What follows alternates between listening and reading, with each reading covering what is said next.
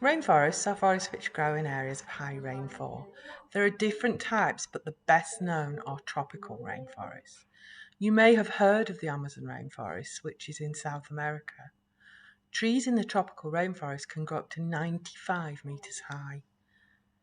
These areas are important as they contain about half of the animal and plant species in the world. Also, about a quarter of all medicines are made from plants which grow in the rainforest. They provide us with food and, most importantly, about a fifth of the oxygen which our planet needs. Learn more as you follow the Rainforest Webquest.